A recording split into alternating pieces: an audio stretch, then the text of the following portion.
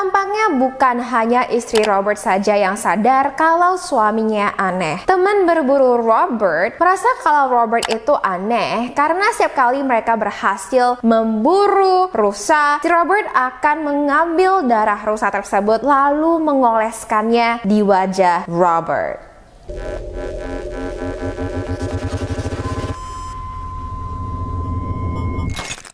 Hi guys, welcome to another episode of YouTube and Chills. Nama aku Yufi. Kalau ini adalah video pertama yang kamu nonton dari channel aku, thank you banyak. Di channel ini aku upload video misteri dan juga gossip celebrity. Kalau kamu suka dengan topik tersebut, make sure untuk subscribe dan juga turn notification on biar kamu jadi pertama yang tahu pas video aku di-upload. Kalau kamu adalah returning subscriber, you know how much I love you and you know how much I appreciate you. You are the best. Hari ini aku punya cerita yang datang dari Amerika. Ini menyangkut seorang laki-laki yang memiliki karakteristik narsistik. Iya guys, jadi kalau misalnya kamu melihat tingkah laku orang yang kamu kenal, mungkin ini pacar kamu, mungkin suami kamu, wow, kamu harus hati-hati. Penasaran? Make sure to keep on watching. Kisah hari ini dimulai oleh seorang karakter yang bernama Robert Fisher. Dia lahir pada tanggal 13 April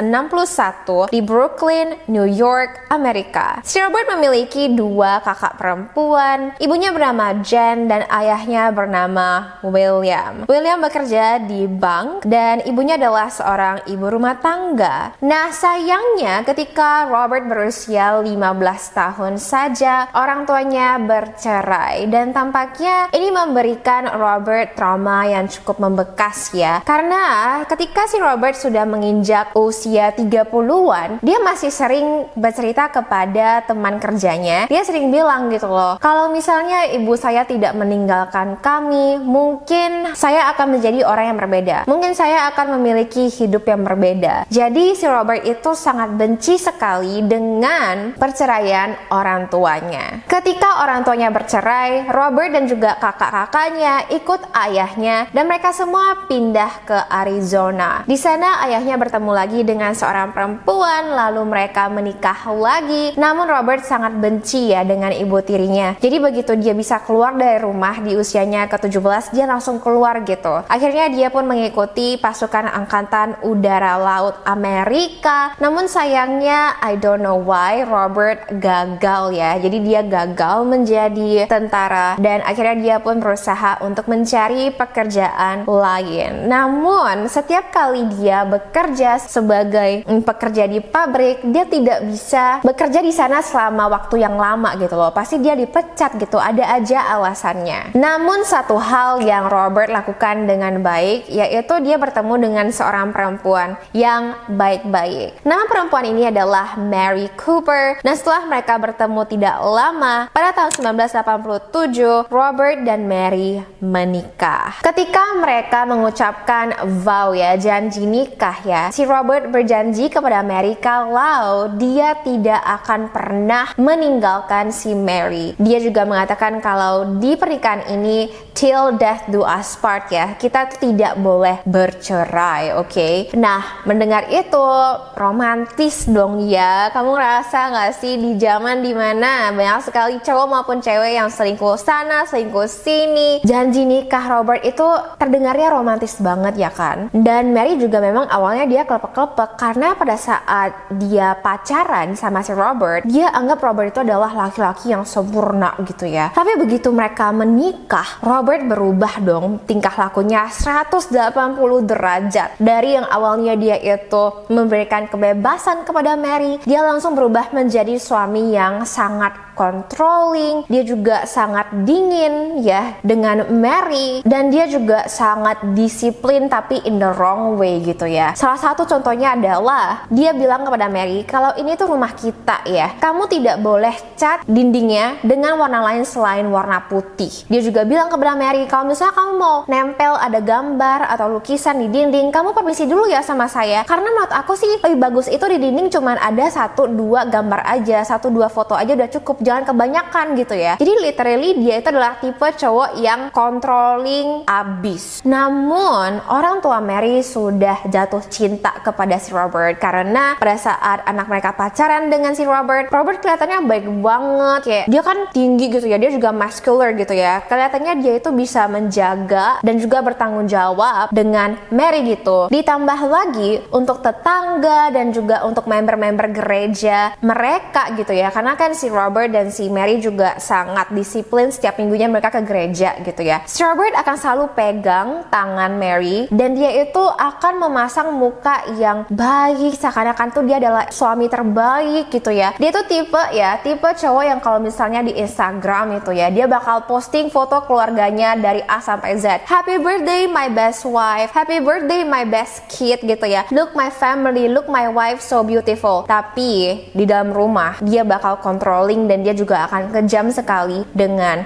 istrinya. Jadi pernah satu kejadian ya, dia itu siram kayak pipa air gitu ke arah istrinya hanya karena istrinya salah ngomong. Ketika si Mary curhat kepada ibunya, curhat kepada ibu kandungnya ya, dia bilang kayaknya aduh si Robert ini kok dia masalah banget ya, kayaknya dia berubah 180 derajat, kayaknya aku mau ninggalin dia gitu lah ya. Ibunya akan selalu berusaha untuk ngebela si Robert. Ibunya bakal bilang kalau jangan, si Robert itu mungkin dia punya abandonment issue, makanya dia nggak mau terlalu dekat sama kamu. Kalau misalnya terlalu dekat nanti dia takut sakit hati gitu ya, udah kamu sabar aja gitu ya. Kayak ibunya tuh bakal belain si Robert gitu. Namun berbeda dengan ibu kandung Robert, si Jen, dia bakal bilang kepada si Mary kalau Robert itu sama persis seperti ayahnya. Ayahnya itu juga dulu controlling, sangat dingin, sangat kejam kepada saya, makanya saya minta cerai dari dia gitu. Jadi dari sini kita bisa lihat ya, kalau si Robert itu meskipun dia nggak suka dengan kelakuan ayahnya mungkin, tapi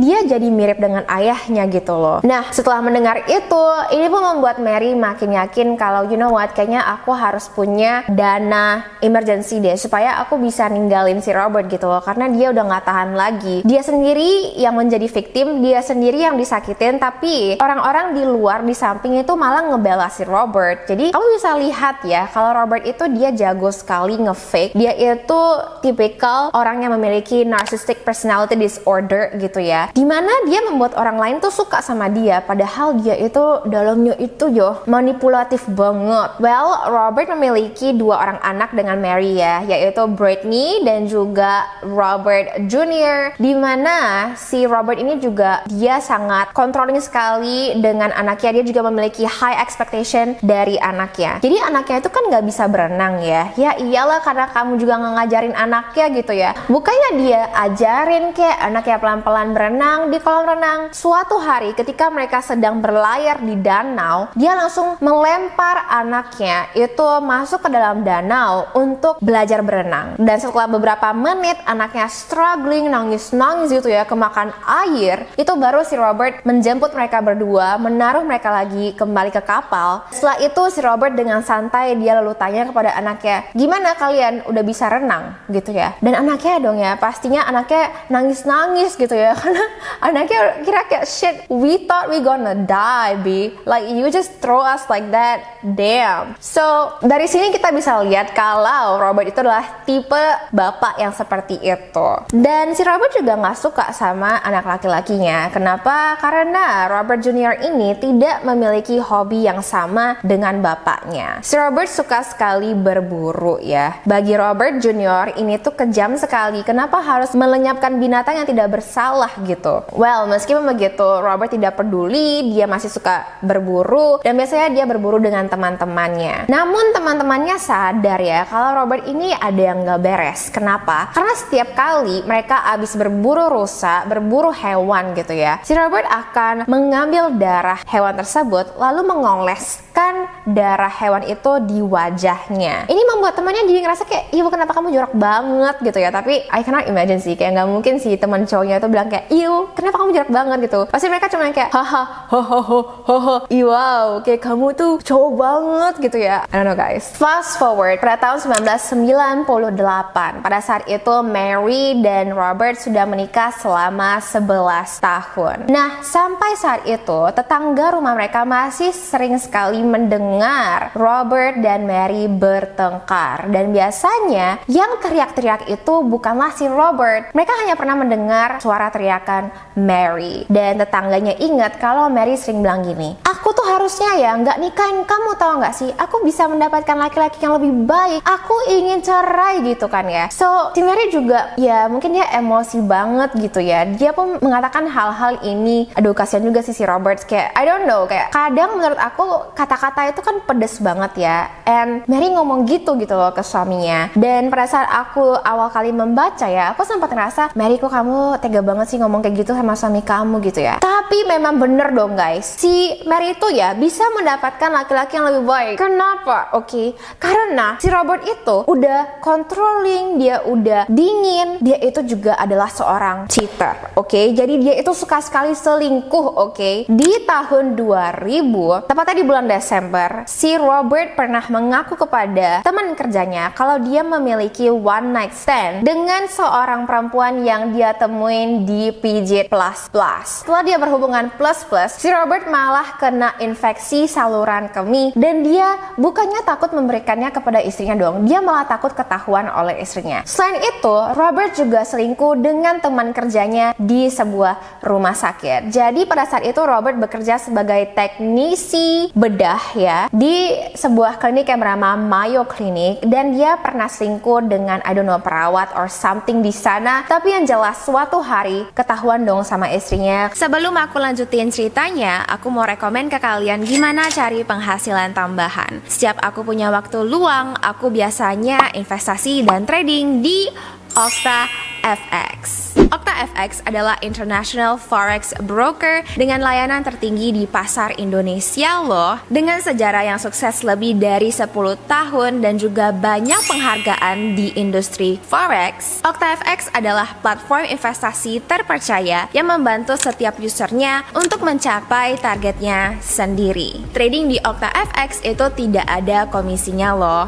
Dan interface aplikasinya user friendly banget. Di sini aku mau tunjukin ke kalian cara downloadnya. Gampang banget, tinggal cari OctaFX di App Store atau Play Store dan kamu lihat ratingnya di App Store tinggi banget ya. Reviewnya juga banyak, jadi aman dan terpercaya. Untuk deposit, kalian bisa menggunakan berbagai metode pembayaran. Kalian bisa deposit dengan QRIS, OVO, Virtual Account, Mandiri, Bank BRI, BCA, Bitcoin, dan Tether. OctaFX menjanjikan kalau semua deposit yang dilakukan dengan virtual bank account akan diproses dalam 10 menit atau kalian akan mendapatkan bonus deposit 100%. Untuk menarik uang secara aman, kalian bisa menggunakan UPI, local banks, Skrill, Bitcoin, Paytm, dan lain-lain. Dan apa yang aku suka banget dari OctaFX itu, trading app ini sangat menjunjung tinggi prinsip learn before start. Jadi kalian harus menguasai dasarnya dulu sebelum memulai investasi dengan cara yang benar. OctaFX memberikan kesempatan buat kalian untuk berlatih dulu di demo account sebelum kalian berinvestasi menggunakan account realnya. Jadi kalian bisa memahami dulu sebelum menggunakan account realnya. Biar aman, di OctaFX ini kalian juga bisa trading mata uang, emas, minyak mentah, dan indeks dengan kondisi yang sangat bagus. Karena OctaFX menjadikan semua yang dibutuhkan untuk mencapai tujuan financial kalian. Nah, buat yang masih bingung gimana caranya buat mulai investasi di OctaFX, caranya gampang banget sayang. Kalian tinggal klik link di deskripsi di bawah ini dan kalian bisa langsung download OctaFX di App Store atau Google Play Store. Kalian juga bisa mendapatkan bonus deposit 100% dengan menggunakan kode promo UV100. Tunggu apa lagi? Download OctaFX Trading App sekarang juga. I guess istrinya juga kena infeksi saluran kemih gara-gara suaminya, dan istrinya tuh langsung mau cerai gitu kan. Kayak pada saat itu Mary udah ngerasa kayak this is the last straw gitu loh. Ini adalah alasan paling tepat kenapa kita harus cerai. Namun si Robert, karena dia trauma dengan perceraian orang tuanya, dia asik membujuk si Mary untuk jangan dong, kita jangan cerai gitu kan. Nah, si Robert pun mengajak Mary untuk pergi ke counseling gitu ya. Namun si Mary udah gak mau lagi gitu. Jadi meskipun Mary pergi, tapi dia diam-diam dia udah berusaha untuk ngumpulin uang dari kerjaannya. Dia udah mau pergi gitu. 3 bulan setelah Mary mengetahui kalau suaminya itu suka selingkuh, tepatnya pada tanggal 9 April 2001, pada jam 8:42 pagi, tetangga rumah Robert dikejutkan dengan ledakan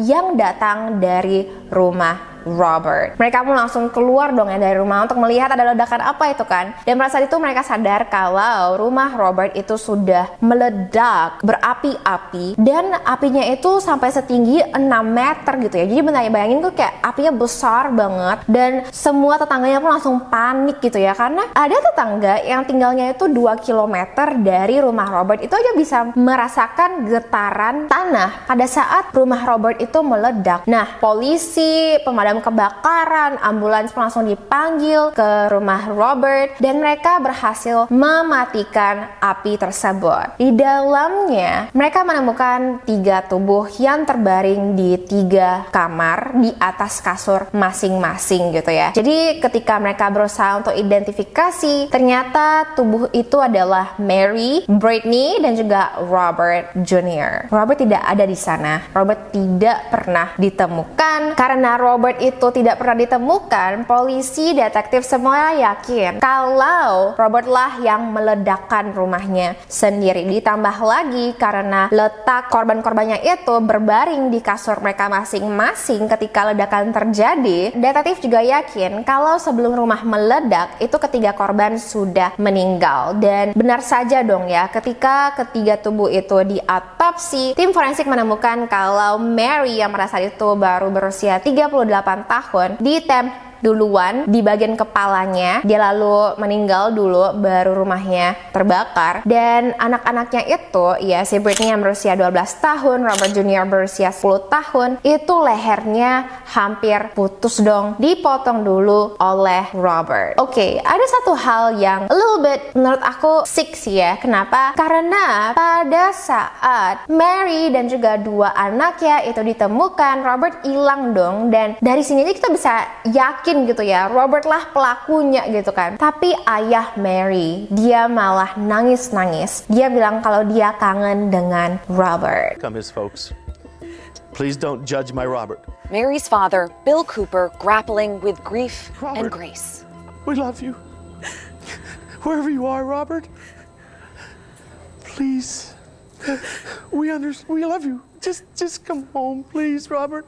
Sampai hari ini, Robert tidak pernah ditemukan. Dia adalah salah satu orang yang termasuk dalam America's Most Wanted. Ini adalah footage terakhir Robert yang ditemukan oleh polisi dari sebuah CCTV ATM, di mana Robert mengambil uang 280 US dollar. Itu kalau untuk di convert sekarang sih kurang dari 5 juta rupiah ya. Dan dia terlihat mengendarai mobil Toyota Ford Runner. Pada tanggal 20 April 2001, mobil Toyota Ford Runner yang dikendarain oleh Robert Fisher ditemukan terparkir di Tonto National Forest di Arizona, di mana ketika mobil ini ditemukan, polisi menemukan anjing peliharaan keluarga Robert. Itu dia bersembunyi di dalam mobil gitu, kayak dia di kelaparan, dia kayak nggak makan gitu. Bayangin, kasihan banget anjingnya tuh kelaparan. Dan ditemukan juga pup manusia di samping mobil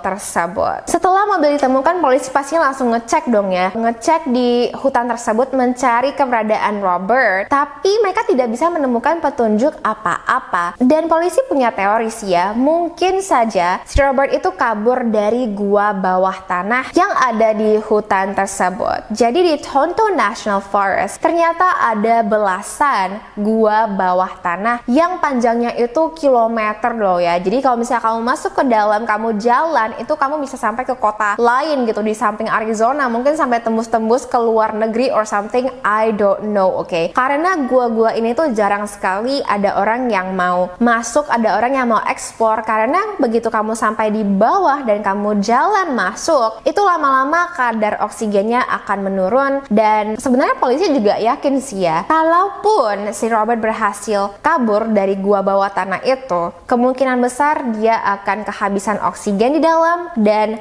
meninggal. Makanya polisi hanya ngecek aja satu gua terdekat dari mobil dan bukannya semuanya, karena satu nggak efektif, dua membahayakan, bisa-bisa mereka meninggal juga di dalam gitu. So ya guys, aku pengen tahu dong teori kamu. Menurut kamu apakah si Robert ini masih hidup atau enggak? Menurut aku sih enggak ya, karena kayak ATM-nya itu tidak pernah lagi ditarik uangnya, oke? Dia juga nggak punya ID gitu ya, dia nggak punya uang gitu ya. Gimana caranya dia bisa bertahan hidup? I don't know guys, I wanna know what you think. Anyway, kalau kamu enjoy cerita ini, make sure untuk thumbs up. I hope you stay beautiful, stay handsome, and stay healthy. And thank you so much for watching. I will see you in my next one. Bye. I'm turning the radio up. Don't wanna hear it's too late for apologize. Lately I've realized that what